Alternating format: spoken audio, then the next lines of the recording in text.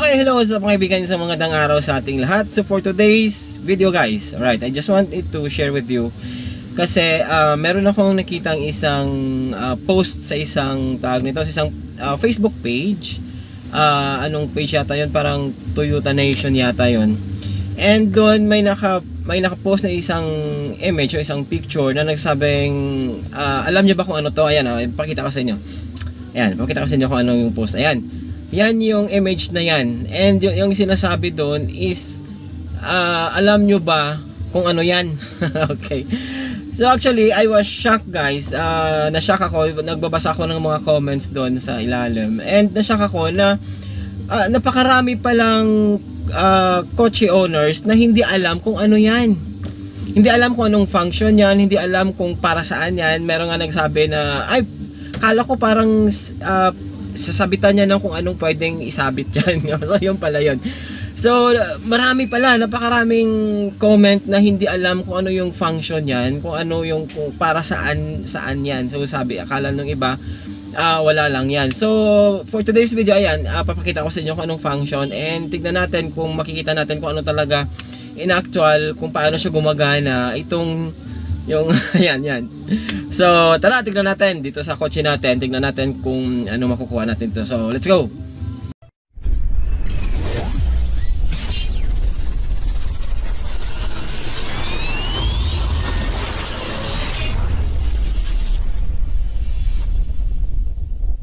Ayan, okay guys. So dito sa aking kotse, actually ako nag-install ako nung medyo malaki-laking rearview mirror. Kasi nga yung original nito is medyo hindi ako medyo satisfied kasi medyo maliit lang siya.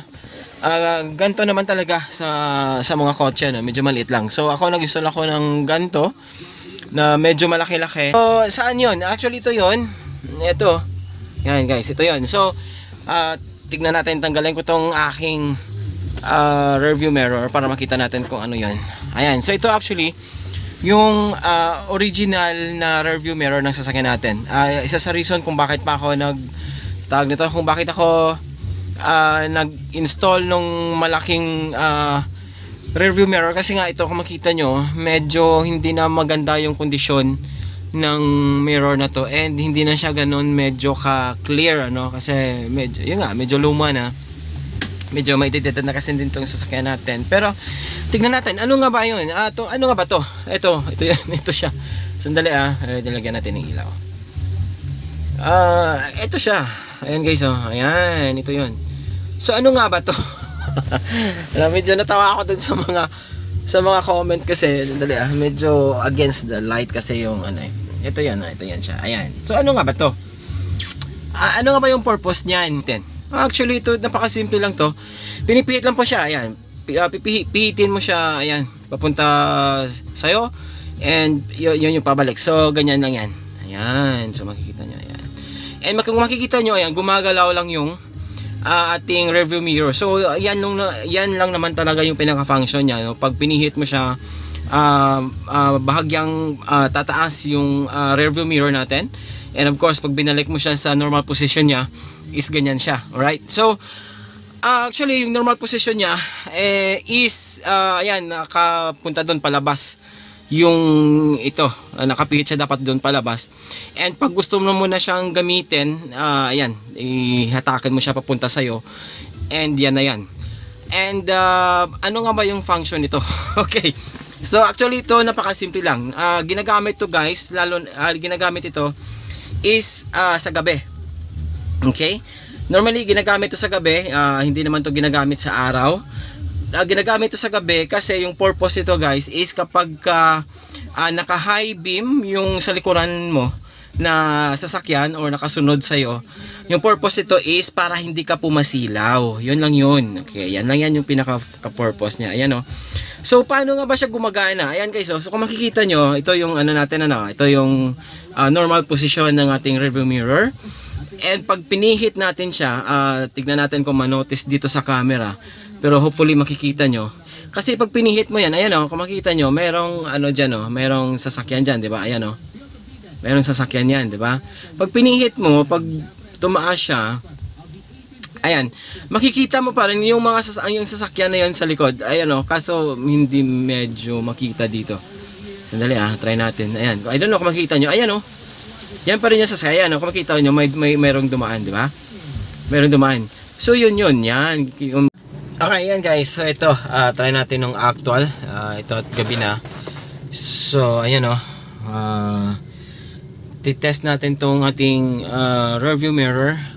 Ayan. Ito. So ito siya yan guys. Kapag kagabi, ito yung itsura niya. Kapag ka nasa normal position siya. Ayan, so makikita nyo. So antayin natin na medyo may dumaan na medyo nakakasilaw na mga sasakyan. So yan yung likuran natin. Yan, yung may mga ilaw sa likod. And yung pinaka function niya is ito guys. Wait lang natin pagka yung medyo may mga dumaan na medyo nakakasilaw. Ayan. Pero habang wala pa yan, tignan natin Ayan o. Ayan, kita niya kung gaano kaliwanag. Ayan, ito yung normal position niya. Kapag pinihit natin to papunta sa papunta sa atin paloob. Ayan o. Yun. So kita pa rin. Ayan, nakikita pa rin yung itsura ng likuran, pero hindi na siya ganun kaliwanag guys. And hindi na siya nakakasilaw. Ayan, pag linagay natin sa normal position niya, kung makita nyo, liwanag. Ayan, nakakasilaw yan. Ito, sobrang nakakasilaw yan. Pero pag nilagay natin dyan, ayan. Kita nyo? So, hindi na siya nakakasilaw. So, yan lang po yung pinaka-purpose niya. Ayan. So, sobrang nakakatulong to kapag gabi yan. Kung makita nyo, sobrang nakakasilaw yan. Pero pa, ayan Yun. So, hindi na siya, nagiging blurry siya. And hindi na siya nakakasilaw. Pero nakikita mo pa rin yung sa likuran mo. Ayan, yan. Yan. Yan yung normal position. Ito yung pagka ginamit mo siya. And ito naman guys yung binili kong yung malaking rearview mirror. And of course wala siyang function na kagaya nung sa original. So yan, kung tignan mo yung pinagkaiba, tignan nyo. Ayan, nakasilaw, di ba? Ayan. So pag pinihit natin, ganun pa rin, nakasilaw pa rin. Ayan gumalaw lang siya ng konti, pero ganun pa rin, nakasilaw pa rin. So mas maganda yung ayan see? Gumalaw lang. So wala siyang function na ganun. So mas maganda yung original. Kaso lang yung sa akin, yun nga, medyo malabo na siya. So kaya ako napabili nito. Okay, so ito naman, kapag bumili kayo ng makagaya nitong malalaking rearview mirror, ano yung pinakaiba nito? Yung pinakaiba nito is yun nga, mawawala yung function na yun. Kasi nga, ito yung kagaya nitong mirror na to is wala po yung ganyang function Ayan, try natin kung makita nyo. Ayan try ko siyang hatakin. So ayan, yung makikita mo na yung pinaka bubong na yung sasakyan mo. Wala ka nang makikita doon sa likuran mo. So mawawala na yung function na yon. Ayan yan yung pinagkaiba niya. Ito parang normal mirror lang siya. Kapag kapihitin mo to, ayan, wala po ito. So, yun naman yung diferensya kapag bumili tayo. Although, ako bumili ako nito kasi nga, mas gusto ko to kasi malaki siya. And kasi ito yung original ko, medyo hindi na maganda, hindi na ganun actually clear yung glass. Kaya ako bumili. So, kaya dito pa halos hindi mo rin medyo makita Pero gumagana pa rin naman kaso hindi na siya ganun ka-clear. So yun yung reason kung bakit ako bumili nito. Ayan. Okay? Okay, ayan guys. So I hope na nakatulong yung video na yun. Okay? So yung purpose na yan is para lang po talaga sa kapag ka merong naka-high beam dun sa likuran mo, medyo masilaw, so pwede mo siyang gamitin. Of course, yung epekto nun, medyo magiging blur naman yung review mo, pero hindi ka naman masisilaw. So ayan guys, maraming salamat sa panonood. And please don't forget to like, comment, and subscribe sa ating channel para mas maging updated pa po kayo sa mga bagong videos na i-upload ko pa. Thank you!